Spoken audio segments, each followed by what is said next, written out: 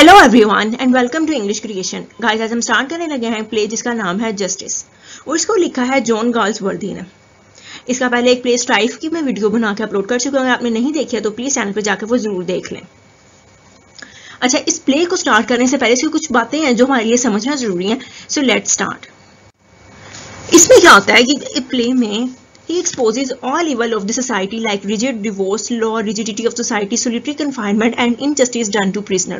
अच्छा, ये प्ले उसने लिखा क्यों था? ये प्ले उसने लिखा था बरतानिया में एक कैंपेन चली थी जिसमें वो लोग चाहते थे कि वो रिफॉर्म्स लाएं जेल के कानून के बारे में, लोगों को इंसाफ मिले, सही तरीके से मिले। यानी ये ना हो कि अगर कोई अमीर है तो उसको छोड़ दिया जाए या कोई गरीब है तो उसको सजा दी जाए, और अगर कोई चला भी जाता है जेल में तो वहां पे कैदियों के साथ किस किस्म का सलूक होना चाहिए था। ये बहुत इंपॉर्टेंट प्ले है और ये पूरी उनकी मूवमेंट को के रीजन बताता है हमें कि क्यों लोगों को ऐसे पेश आया था, कि उनको क्यों करना पड़ा था।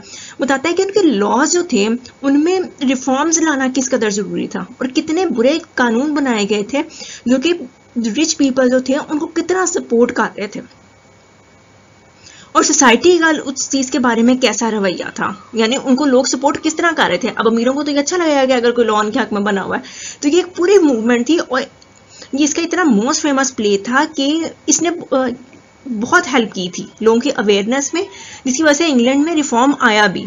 यानी वो जिस मूवमेंट के लिए उन लोगों ने आवाज उठानी शुरू की थी वो उसमें कामयाब हुए भी। वो इसमें बताता है कि लॉज इनकी सोसाइटी में उस टाइम कितने डिवोर्स लॉ अजीब थे, रिजिडिटी ऑफ सोसाइटी का बिहेवियर बहुत अजीब था, सोलिटरी कन्फाइनमेंट यानी कैदी को एक अलग बंद करके किस तरह उसके साथ बुरा सलूक किया जाता था। यानी आप किसी जानवर के साथ भी वो सलूक नहीं कर सकते, किसी एक जानवर को आप 1-2 महीने के लिए इस तरह बंद करके नहीं रख सकते हैं, वो भी पागल हो जाएगा। इनके खिलाफ आवाज उठाई गई थी कि कैदियों के साथ भी अच्छा सलूक किया जाना चाहिए। And injustice done to prisoner, कि उनके साथ कितनी नाइंसाफी हो रही थी। अब इंसानों में जानवरों में फर्क तो रहना चाहिए है ना, बेशक उन्होंने क्राइम किया लेकिन फिर भी फर्क रहना चाहिए। It was originally publish in 1910। इसको 1910 में ओरिजिनली पब्लिश किया गया था। Now let's discuss main characters of this play. James how, Walter how, ये इसके बेसिकली 2 किरदार हैं, बहुत अहम रोल है इनका। जेम्स हाउ सीनियर है, वॉल्टर जूनियर है, और ये एक लॉ की फर्म है इनकी। रॉबर्ट कॉक्सन मैनेजिंग क्लर्क है, इनकी फर्म में काम करता है। विलियम फॉल्डर जो है ये जूनियर क्लर्क है और ये इनके चेक में रद्दोबदल करेगा। स्वीडन जो है इनका ऑफिस बॉय है, यानी जो काम हुआ है ऑफिस में कार्य होते हैं ये वो करता है। विस्टेड डिटेक्टिव दिखाया गया। रूथ हनीवेल जो है ये दिखाया गया कि औरतों का डिवोर्स लेना कितना मुश्किल था, और दिखाया गया कि इसका जो था हस्बैंड का इसके साथ सलूक कितना बुरा था, लेकिन कोई भी इसकी पूरी तरह मदद करने को तैयार नहीं था। अगर किसी ने इसकी मदद करने की कोशिश की भी है गलत तरीके से, उसका रिजल्ट भी उसको क्या मिला। मिस्टर जस्टिस फ्लॉयड ये जज है।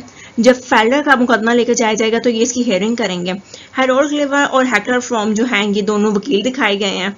हैरोल्ड क्लीवर जो है ये ऑपोजिट साइड पे होगा, हेक्टर फ्रॉम जो होगा ये फेल्डर की साइड पे होगा, और ये बहुत यंग है। कैप्टन डैनसन प्रिजन का गवर्नर का नाम है। एडवर्ड क्लीमेंट जो है ये डॉक्टर है जो प्रिजन में काम करता है।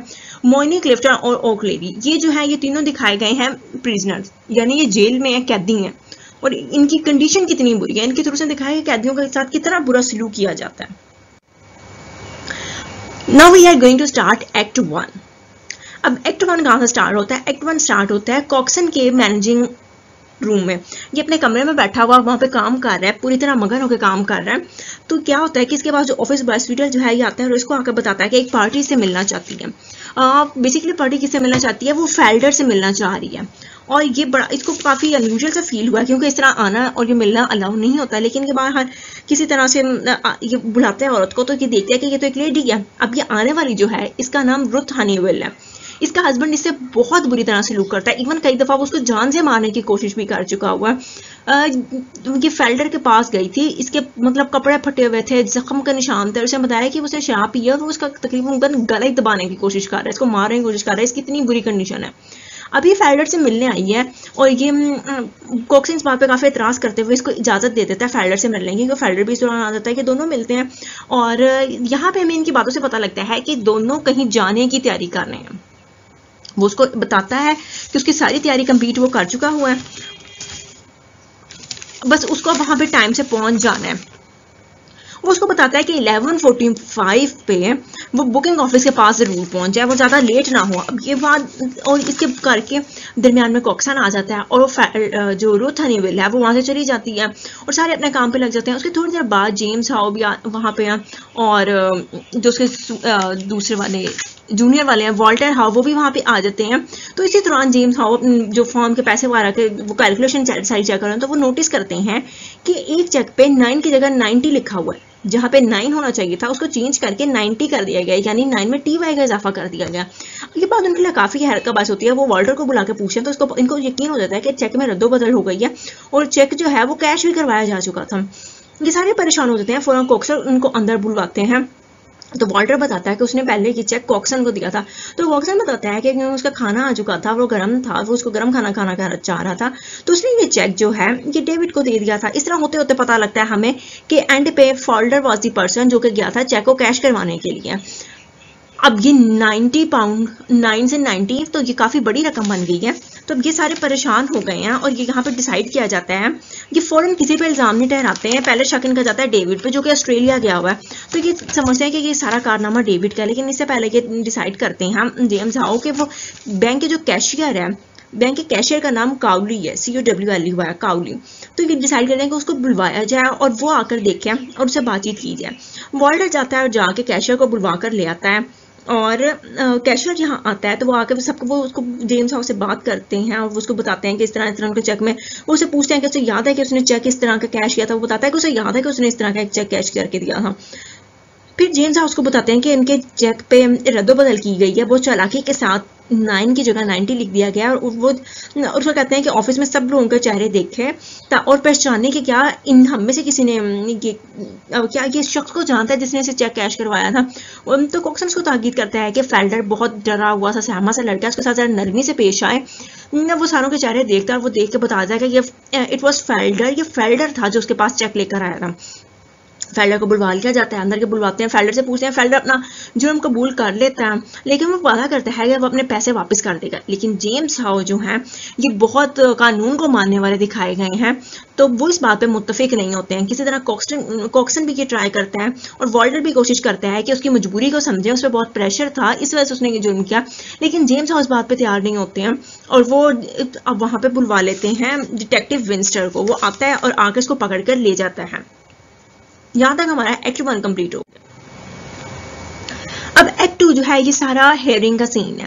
अब कोर्ट में हेयरिंग हो रही है, फोगी अक्टूबर का टाइम है और मुकदमा चल रहा है फेल्डर का, जिसमें जज भी आए हुए हैं, मीडिया भी आया हुआ है, रुथ को भी बुलवाया जाता है, सारे लोग इकट्ठे हुए हैं और वो बताते हैं। इसी तरह हम जो इसका वकील है फेल्डर की साइड पे, वो लोगों को कन्विंस करने की कोशिश करता है कि उसका इरादा गलत नहीं था। वो बताता है कि किस तरह वो किसी की मदद करना चाह रहा था, वो पूरी एक स्पीच देता है इसमें।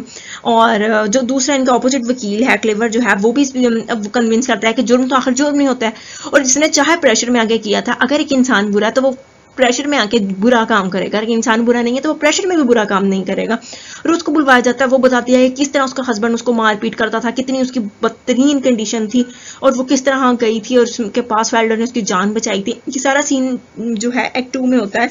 लेकिन फेल्डर को जो है जेल हो जाती है, 3 साल के लिए फेल्डर को जेल भेज दिया जाता है।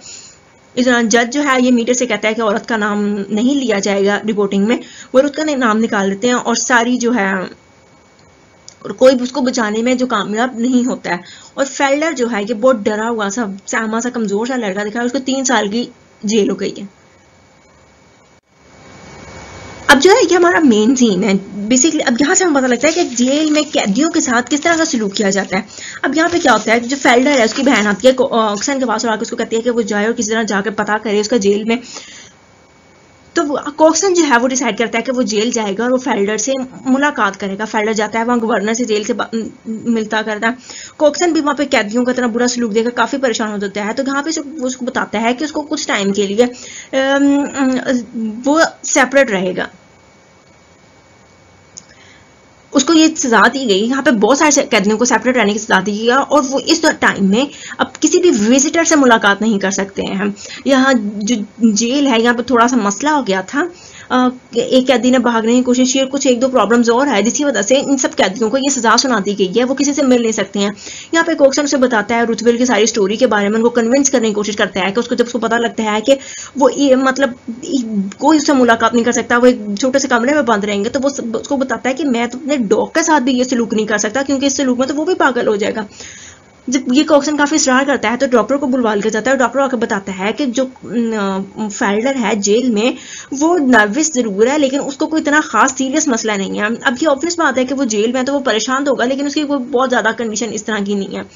कॉक्सन बहुत परेशान होता है ये सुन के, वो उनको बार बार ताकीद करता है कि उसके साथ थोड़ी नरमी रखी जाए, वो बहुत कमजोर लड़का है, वो फंस तो गया है, वो गलती तो कर बैठा है, लेकिन वो इतना जो तनहा रहना और 3 साल की जेल वाला और ये मसले अलग रहना वो ये बर्दाश्त नहीं कर सकता और कॉक्सन वहां से चला जाता है।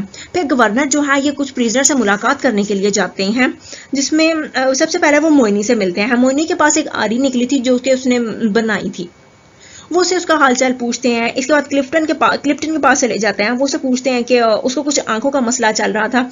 वो बताता है कि उसको तो अब सूरज की रोशनी यहाँ पे नहीं दिखती है और इस तरह वो सब बहुत सारे जाके कैदियों से ना मिलते करते हैं। ओक लेडी के पास जाते हैं जो कि डोर नॉक करता होता है सुबह सुबह, जिससे बहुत सारे कैदी जो हैं ये डिस्टर्ब भी होते हैं, वो उसको मना करते हैं, लेकिन वो कहता है कि इस तरह वो खुद से बातें करता है, उसको सुकून मिलता है।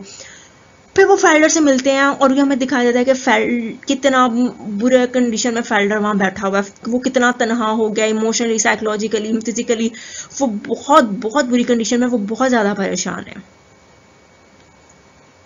यहाँ ये भी दिखाया जाता है कि कैदियों के साथ कितना बुरा सलूक हो रहा है, किस तरह उन्हें जानवरों की तरह एक अलग सेल में फेंका गया। अब जो है लास्ट वाला एक्ट है। अब यहाँ पे पता लगता है कि 2 ईयर्स के बाद फेल्डर को शर्त पे रिहा कर दिया जाता है कि वो कहीं बाहर नहीं जा सकता है, कंट्री छोड़ के नहीं जा सकता। उसको हर हफ्ते के बाद, जिस तरह हम होता है कि थाने में जाके अपनी रिपोर्ट कराते हैं, इसको अपनी रिपोर्ट देनी है कि वो मतलब यहीं पे ही है। अब फेल्डर जो है ये बहुत बुरी अपनी जॉब्स वगैरह तलाश करता है, लेकिन लोग उसके साथ अच्छा सलूक नहीं कर रहे हैं, इसके जेल में होने की वजह से इसको बिल्कुल भी पसंद नहीं किया जा रहा है। और ऊपर से ये गया भी इस जुर्म में था कि इसने चेक में पैसों में गड़बड़ की थी, तो इसका ज्यादा बुरा हाल हो रहा है। अब रुथ जो है ये आती है कॉक्सन के पास, अब ये काफी देर के बाद आई है, तो जो स्वीडल है ऑफिस बॉय है वो भी इसको देखता है रुथ को, और वो इसको कहता है कि कॉक्सन आने वाला है, उससे मुलाकात कराता है। जब रुथ कॉक्सन को मिलता है तो उसको बताती है कि वो अपने हस्बैंड के साथ तो नहीं रह रही है, लेकिन उसके लिए गुजारा करना बहुत मुश्किल है। उसको बताती है कि फेल्डर किस तरह आगे परेशान है, उसकी हड्डियां बन गई, उसके पास कोई जॉब नहीं है, उसको पैसों की जरूरत है, और वो रिक्वेस्ट करती है कि वो कॉक्सन उसको किसी तरह मदद करे कि वो दोबारा अपनी जॉब पे आ जाए। अब कॉक्सन भी क्योंकि दिल का नरम दिखाया गया, तो वो डिसाइड करता है कि वो जेम्स हाउस से बात करेगा। वो जेम्स हाउ से बात करता है, जेम्स और या फेल्डर को बुलवा लिया जाता है। जेम्स हाउ फेल्डर को कहते हैं कि वो इसको इस शर्त पे रखेंगे कि वो ये ना समझे कि उसके साथ कुछ गलत किया गया था, उसको ये बात अपने दिमाग से निकालनी होगी, उसने गलत काम किया था, इस वजह से उसके साथ ये सजा उसको मिली है। दूसरी तरफ वो कहते हैं कि वो अपने फर्म का नाम खराब नहीं करना चाहते हैं कि उसका फेल्डर का एक शादीशुदा औरत के साथ अफेयर है, तो उसका अपना ताल्लुक उससे रुथ से तोड़ना होगा। फेल्डर इस पर बहुत परेशान होता है, वो इतराज करता है कि रुथ से प्यार करता है, लेकिन रुथ फेल्डर की खातिर उसको छोड़ने पर तैयार हो जाती है ताकि उसकी थोड़ी जिंदगी सुधर सके, उसकी जिंदगी में थोड़ी बेहतरी आ सके। इसी दौरान डिटेक्टिव जो है ये वहां पे आ जाता है और वो आके पूछता है कॉक्सन से कि उसके यहाँ एक लड़का था जिसके वो लेना चाहता है, फेल्डर जिसका नाम था, और वो उसका एड्रेस लेना चाहता है क्योंकि उसने काफी हफ्तों से रिपोर्ट नहीं करवाई है। कॉक्सन जो है उसको कहते हैं कि रुथ और फेल्डर इस टाइम काफी इमोशनली बुरी कंडीशन में है, तो वो इस टाइम यहाँ से चला जाए। लेकिन जो डिटेक्टिव है वो टेबल में पड़ी हुई फेल्डर की कैप देख लेता है, वो कमरे में जाता है और जाके उसको गिरबान से पकड़ लेता है और ले आता है बाहर। जब उसको लेके जा रहा होता है तो फेल्डर खुद ही सीढ़ियों पे खुद को गिरा लेता है और उसकी गर्दन की हड्डी टूट जाती है और उसकी मौत हो जाती है। लेकिन उसकी मौत जो है वो सबके लिए बहुत शॉकिंग होती है। रुथ बेहोश होने वाली होती है, सब उसको जाकर मिलकर पकड़ते हैं और बिठाते हैं, और यहाँ पे इस प्ले का एंड हो जाता है। वीडियो पसंद आई हो तो प्लीज लाइक करें, शेयर करें, चैनल को सब्सक्राइब करें। Thank you.